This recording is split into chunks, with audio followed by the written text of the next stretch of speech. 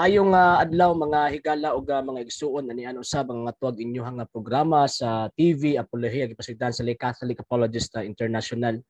So karon ang ato ang tawag ining himuon is motubag na pud ta sa lain na pud nga argumento nga gilabay sa ato ang higala nga si amigo nato kini si Julianito din siya lang Gomez. Okay, pero nagtuo ko nga dili ni iyahang tinuod pangalan eh. Okay? So ang iyahang mga argumento katong kagahapon ato ang gitubag nya napadi kagahapon nga tubagon nato by tomorrow.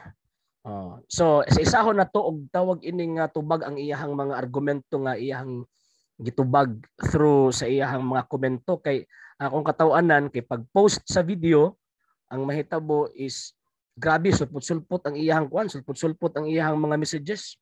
Ang iyang mga comments, kung nagpakita pa lang gid pud ni siya no. Humana nun tanin debate ron. Pero ako ala ning gi-concentrate ron o gi-focus na ko ni sa pagkakaroon na mga higala ug mga igsuon ngano man kay para next week after aning tawag ining argumento ini atong higala amigo nato nga membro sa Iglesia ni King Kong ang mahitabuan ni is makatikang ta for another na pud nga mga argumento or tawag ini mga pagtulunan sa simbahang Katolika na kinahanglan natong tin-awon o karuhon kay kining mga tawhana kining atong mga amigo nga mga dili Katoliko ang ginapaningkamutan nila is ilahang lubugon ang maong gitawag og pagtulunan sa Santa Iglesia Katolika Apostolika Romana. So padayon ta. So nanapod siya comment sa ako ang isa ka video katong last day na ko nga video.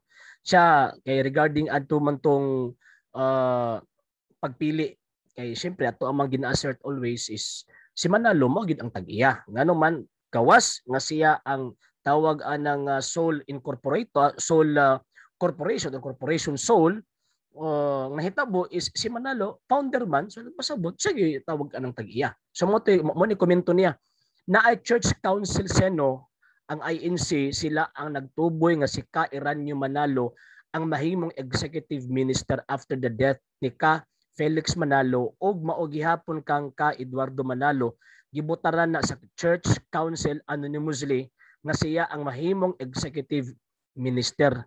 Kung ato ang tawag ining bantayan mura pug tinuod. Ano man tungod kay ginapakita gid nila nga naagi kanang lahi nga body nga nag-exist sa Iglesia ni King Kong nga mao'y mupili kung kinsa ang musunod nga tawag ining executive minister. Pero musugot tag sa dili ang maong gitawag og katong body nga giingon nimo nga church council ninyo nga composed sa mga ministro musugot tag sa dili puro to mga influensyado sa anghel ninyo nga itom og ako. So, bisan pa, nahulog na lang ba nga kanang inyong church council, magpili-pili kuno suben na lang sa balaod, kaya para inyong administrator mo, pero ang tinuod ana, ang kamatuuran ni ana, ang nag-iya ni anang maong pundo ka, usa ka pamilya, Manalo lang yun. So, kung mamatay na po ng Manalo ron, ang mupulin na po ana, Manalo rapod. Unsa may tawag anang prueba na to? Si Felix Manalo, sawa pa siya namatay, ang iyang gihimo is ituboy niya nga mamahimong deputy executive minister si Eranio Manalo. Unsay purpose?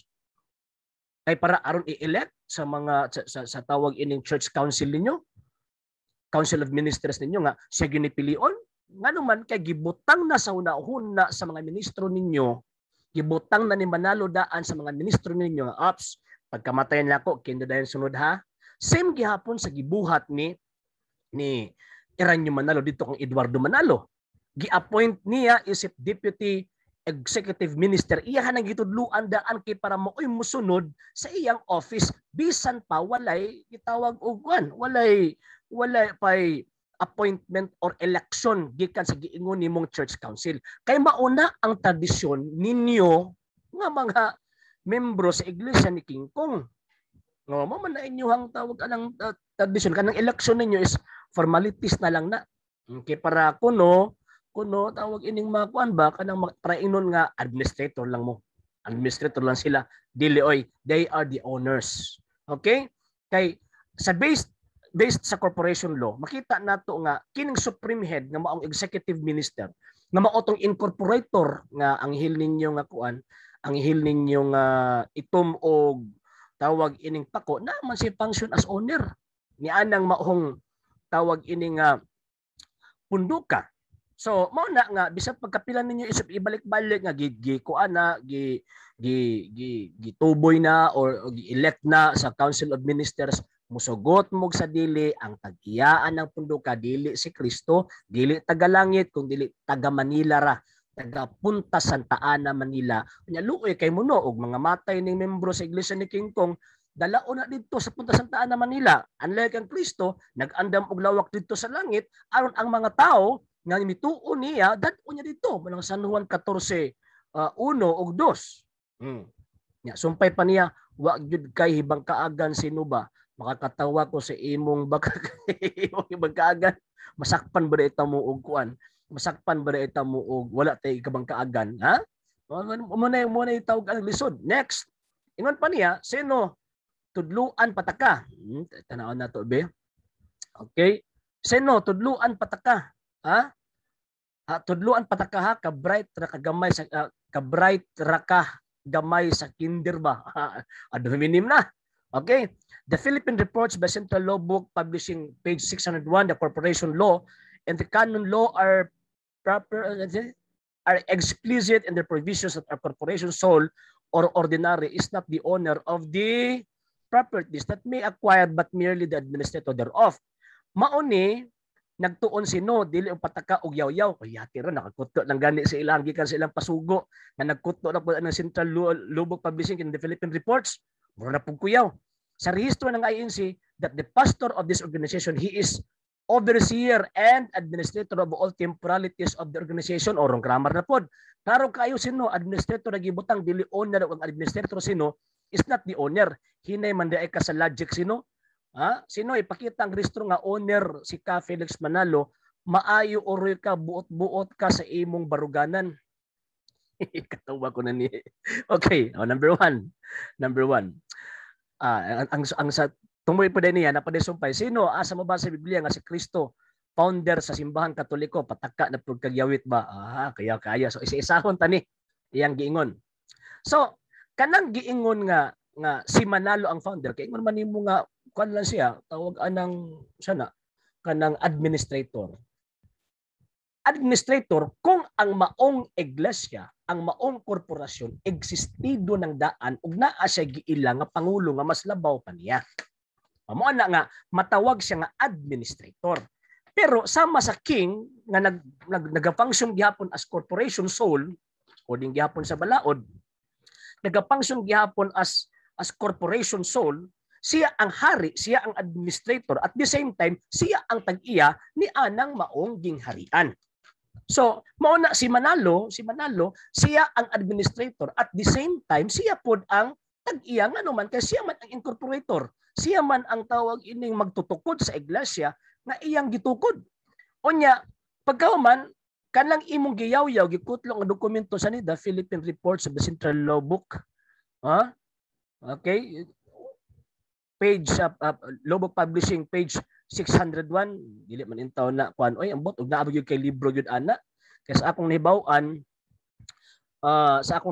kanang gikutlo nimo nga tawag ini nga dokumento imo ra pud ang gikot sa inyong pasugo issue August 1995. Akong i-share screen sa inyo mga higala ug mga igsuon. Akong i-share screen. Dali lang ha. Para makita ninyo ba? Ha? Share na to ha. Okay. So, dinhi kita na to sa registro ha. Dali lang. Okay.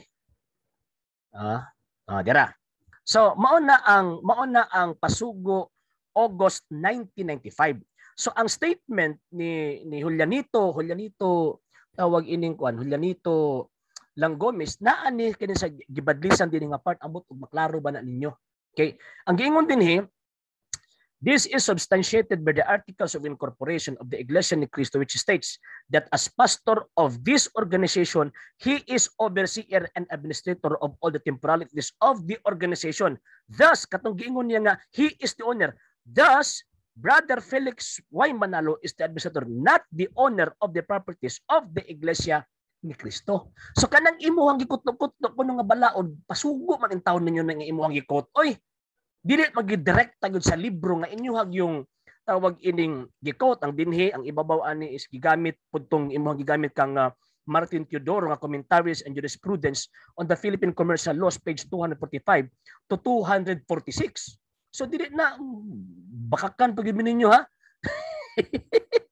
So ikaduha, makita nato nga kanang inyuhang tawag ining pundok, ha? Kaduha, di lang, nawala tong kuan. Okay. Kaduha, makita nato nga ang imong gihimo, instead of sige parangil nako nga wala koy logic, ikaw na hinuon karon ang himong illogical. Nganuman na ay dokumento pero imuhang gisuppress. Fallacy of suppressing the facts kana. Nga magpili ka lang imuhang kagwali yung dokumento nya na ay dokumento nga lain nga mo bangga sa imong dokumento di na ka motuo. Ay. karon ha. So kanang imuhang tawag anang dokumento kuno dili man na mo oy bot mo lagi nilisod ani mga tawhana kay instead of magtuon og insakto dito may hinuon sa pasugo mag sige basa. So number one kanang gikot ni mga dokumento gikan sa Philippine Reports. Tama na dito nagapertain na sa organization sa usa ka relihiyon na existido ng daan o nya wala pa ni rehistro giparehistro sa usa ka tawag anang local church para mamahimo nga maka-administer siya sa usa ka kapunungan in behalf sa iyang leader nga mas taas pa niya. Si Manalo, sa may leader ni Manalo, Kristo, pag sure mo ika lang lulo ninyo, I lang give me atika. Kaduha, kadtong imong giingon nga he is he is only an administrator, he is not the owner. Kana nga statement dili nagikan sa inyohang katong amended Articles of Incorporation ni adtong 1948. Kana nga statement na gikan sa pasugo tubag na ni kinsa ba ding tawag anang nagkaning editor reply, kinsa ni nga tawag anang nagreply ani nga ministro. Okay, editor's reply na kana nga statement, kana nga term nga iyang magigamit, gikan na mismo sa inyong pasugo. Wala na nagikan sa artikulo de incorporación nga inyuhang tawag anang dokumento. So, palpak na. Kutong dokumento, palpak man di ay. Then, ikaapat, asa daw mabasa? Isa to?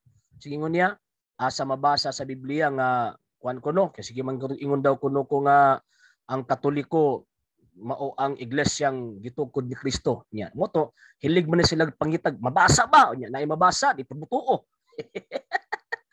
muni lisod ni mga tawhana magbuot kung sa ihatag sila ay nangayo gusto po nila nga sila na pimuhatag sa ilang ipangayo di ba kabalintong sa pangunahuna ko ningon ana nga to ang sundol sa Biblia si Kristo nagtukod og simbahan wa ganya nganli kay wa man nya nganli so si bisan kinsa nga mag-angkon-angkon og galang nga muuning ngalan sa iglesia nga mo nagingon ni Kristo fake na. Mo bitaw ang Santa Iglesia Katolika Apostolika Romana nga may otoridad nga giingon ni Kristo whatsoever shall bind on earth shall be bound in heaven whatsoever you loose on earth will be loosed in heaven. Siya mismo ang naghan-ay nga kining maong gitawag og simbahan na pagatawgon og i-apply ang iyahang characteristics nga mamahimo niya ngalan usa Santa Katolika Apostolika og naabot sa Roma nga simbahan. Ang inyo lahi kasi Manalo gyud ang nagbutbuot og butang anang term pulong nga Church of Christ or Iglesia ni Cristo. So karon kanang wa man nganli ang maong iglesia diha sa San Mateo 16:18 nganuman kay kabalo man siya nga moabot ang panahon nga manungha mo, di ba? At ingon sa inyong pasugo, atol gyud sa giyera manungha ng mga mini. Oh. So nito nga si Manalo atol gyud sa giyera. So mini onya ingon pa ni Ginoong Kristo 24:24 San Mateo magbitbit sila sa ako ang gitawag ngalan. Si Manalo pod nagbitbit pod sa ngalan ni Kristo. So mini lagi. Mini. Pero question, kanang giingon nga iglesia nga giingon diha sa tawag anang balaang kasulatan o giingon sa kasaysayan based sa inyong pasugo, kinsa man gina kanang iglesia ni Kristo nga naa sa Biblia, kamo na dili, dili na kamo according sa inyong pasugo. Ingon pa niya sa mga pasugo, ang Iglesia Katolika nasa pasimulay siyang Iglesia ni Kristo. Next nga pasugo, the Church of Christ, January-March 1995, page 8. The Church of Christ has thoroughly become the Catholic Church, although writers and historians continue to treat both as synonymous. So kung yung Church of Christ, mo ng Katolikong simbahan according sa mga historian. Pero kang kining mga hilig mag-create og story, dili na maoy. Pero para sa mga historian, kung mingon tag Church of Christ o Catholic Church, synonymous na.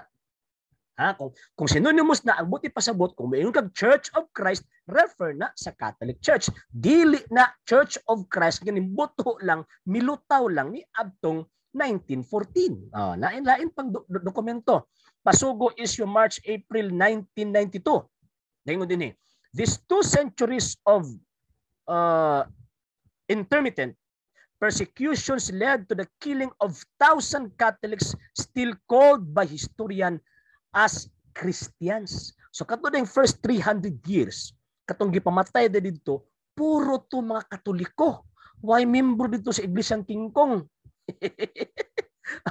Okay? So, kanang giingon nimo nga tawag anang kinahanglan gini mong basa. Actually, di jud ka makabasa sa Biblia nga niingon si Kristo nga. Kung di ka makabasa sa Biblia, di tinuod. Abi nimo or abi ninyo kamong mga members sa Iglesia ni King Kong, asa ninyo na nakuha nga pagtulunan, dili man lang kang Kristo. Samot na nga dili pud na kang Manalo. Si Manalo nangupya ra pud dito kang Luther. Kay ang first nga tao na nagtudlo nga sula eskriptura si Martin Lutero. Nya, kusog ba kayo manaway anak nila nya pagkaman utro pud di among dako. Okay. Third comments niya. Ingon pa niya, sino? Ikaw ra gigabot-buot sa imong gisulti ba? Basaha ang rehistro sa INC. Duda ko wa kay kompletong rehistro sa INC. Basin first page ra na imong gigunitan unya Xerox pagyod. Rehistro that the pastor of this organization, he is overseer and administrator of all temporalities of the organization. Klaro kaayo sino? Hunong napagpangila diha, bright ng ka. Kasabot ka anang naa sa rehistro, overseer and administrator ray nakasulat diha, dili owner. Murag bright ra ikagamay kinder. Sige daw be, tan-awon do nato sa rehistro be. Og naabay ko naabay giingon din nga purely administrator lang ba siya? Dinhi que las dirección del gobierno de los hacienda y propiedad de esta sociedad y la administración de las temporalidades de la misma estará y cargo del pastor y jefe superior. Pag-abot din sa tawag anang sa ubos, que los fundadores de esta Asunción son Felix Manalo, domiciliado en Taguig, Rizal, tawag ining Islas Pilipinas. So makita nato nga bisan pagkapila mo pangpangulipas anang maong tawag anang puntuha, dili mo makadeny ana. Bisan pagkapilang mingon nga administrator pero ang tinuod kay siya man ang founder, so siya pod ang tag-iya. Kung siya ang tag-iya, siya pod mismo ang manluluwas. Mura bag si Kristo ba? Si Kristo ang founder sa iglesia nga iyahang tawag ining lawas, at the same time siya pod ang manluluwas. Sa inyo si Manalo ang founder o katong 14 ka mga Tagalog, pagkahuman sila ang tag-iya ni anang maong punduka kanang inyong gipasakupan karon, at the same time sila pod ang manluluwas ninyo. Perting disgrasyahan ninyo. Nga ingon pa niya wala daw kuno koy tawag anang Kristo. Ako nang gipakita sa inyong screen makita ninyo ang tawag anang Bragg Silbi articles of incorporation nya naa pa to dinhi tepa ha, katong ilahang tawag ining kuan ketong ilahang amended articles of incorporation dan ako na-apilda. Okay, na ako kopya sa kanang amended articles katong gi-amendahan, instead of letter K nahimong letter C. Gi-amendan na ni adtong 1948. So kompleto ko ana. Kopya lang. Gikan pod sa tawag anang Journal of the East Asiatic Studies. Okay. So number 3 arguments. Okay. Dili man na rehistro. Okay? Kanang imong gi-quote dili na rehistro. Dili na nakabutang sa rehistro from the tawag ining amended articles. Ang naa dinhi klaro man kaayo nga ang maong gitawag og korporasyon na ilalom kang Felix Hoy Manalo isip Jefe Superior or Pastor. Nya kining Jefe Superior or Pastor mag-act ni siya as per balaod is concerned, as per tawag ining law, corporation soul law is concerned. A corporation soul is a special form of corporation usually associated with clergy, conceived and introduced into the common law by sheer necessity. This legal creation, which was referred to as that unhappy freak of English law, was designed to facilitate the exercise of the functions of ownership carried on by the clerics for and on behalf of the church, which was regarded as the property owner. Covier's Law, Dictionary, page 682 to 683. So, kanang imong ikutlo-kutlo, murag dudag yung kuana niya. Instead of makutlo ang dokumento, yun, dito na noong kanikutlo sa inyong tawag anang kanang pasugo. Ako pag-iinon yung mga nangilad ko. Igo lang ko nagbasa sa mga dokumento. Kung unsa gi-present sa dokumento, wala po na akong gituuhan o gibasa. Ang sa inyo dito na po mo sa inyong pasugo. Bahala magkabalintong-balintong ng inyong baruganan sa kasaysayan o sa mga public documents. Basta dito, gid mo sa inyong pasugo. Wala klaro mga mangingilad. Unya, ang kabugaton sa pasugo o ang kabugaton sa dokumento publiko nahugdan noon nga gilabuan sa pasugo ang tawag ining dokumento publiko. Nawala na pud nga ako video. Dali lang asa man kadali ha. Nawala man dali lang. Okay. Dara. So, nalabuan kiyawag ining mga kuan sa iglesia ni King Kong Okay.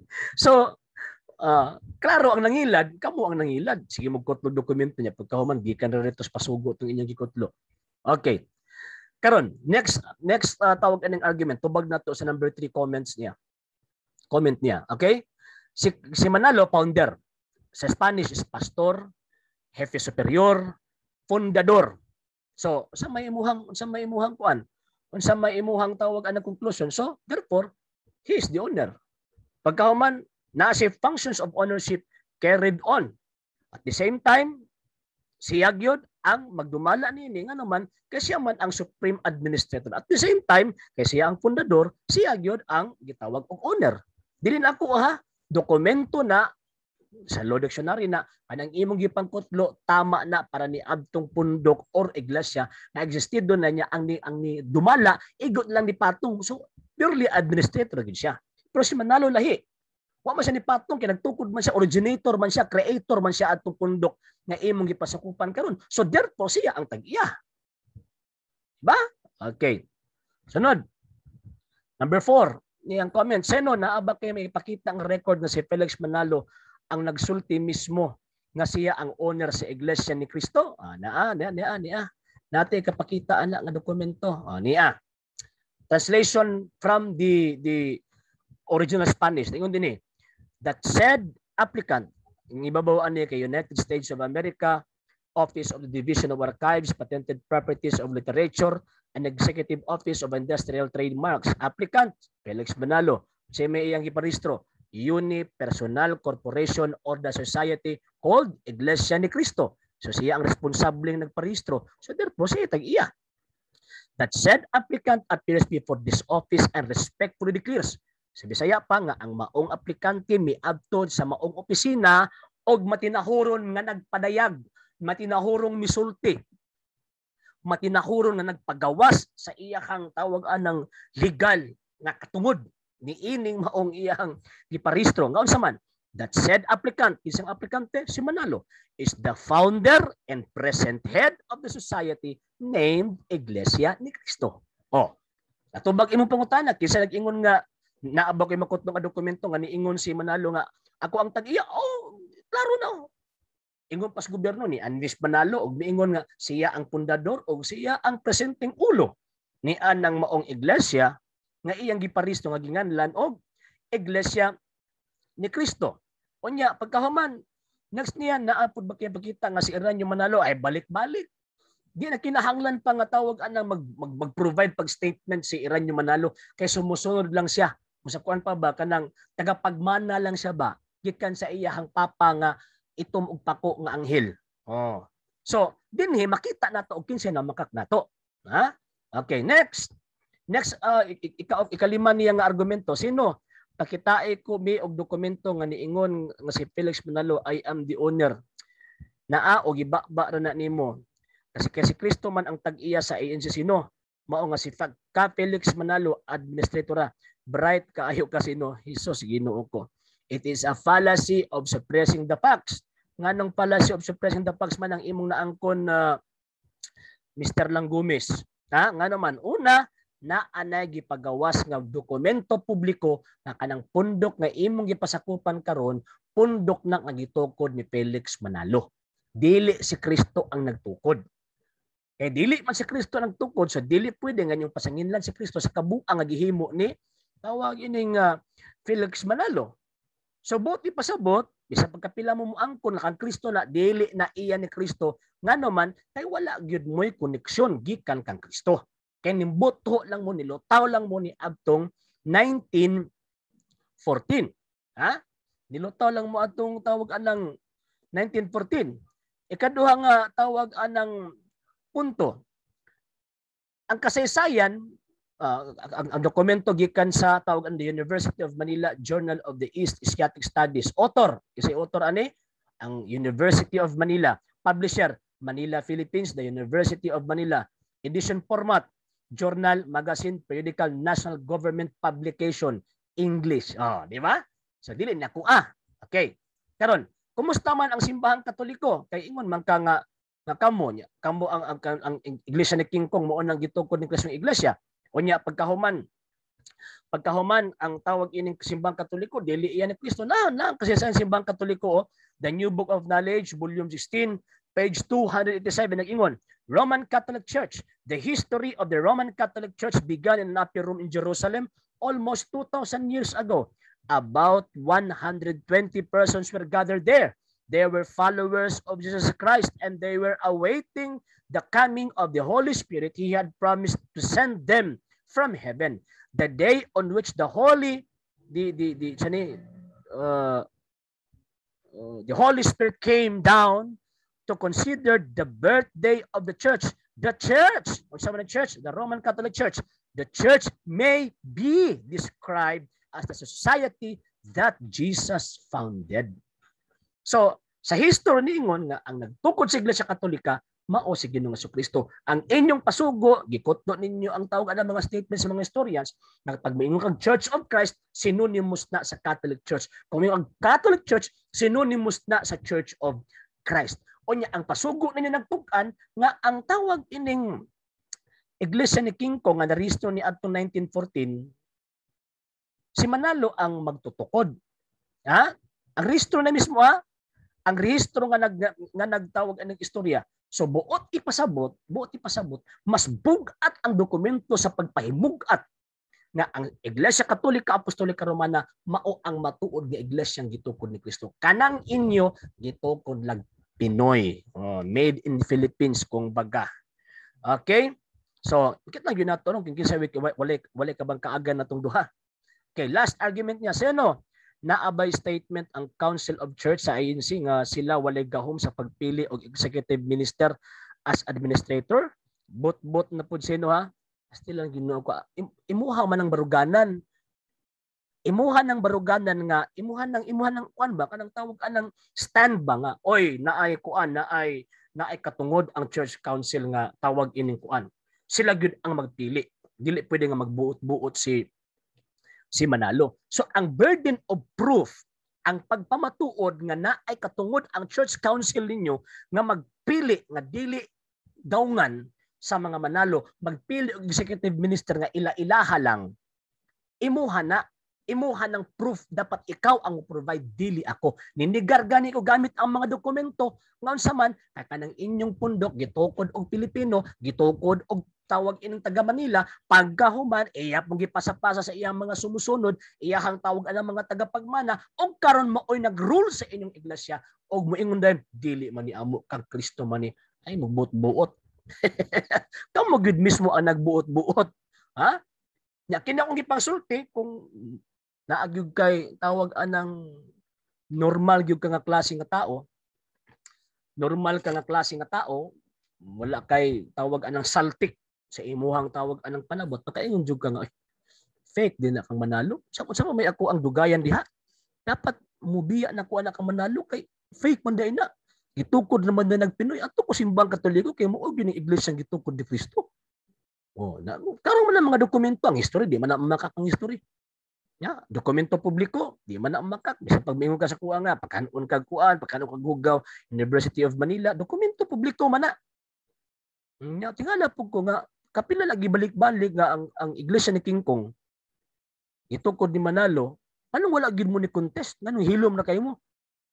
Nga naman, tungod kay dili mo maka-contest. Nga di mo maka-contest, tungod kay mo umanay tinuod. Nga unsa man kanang inyong pundok gitukod ni Manalo og si Manalo ang tag-iya.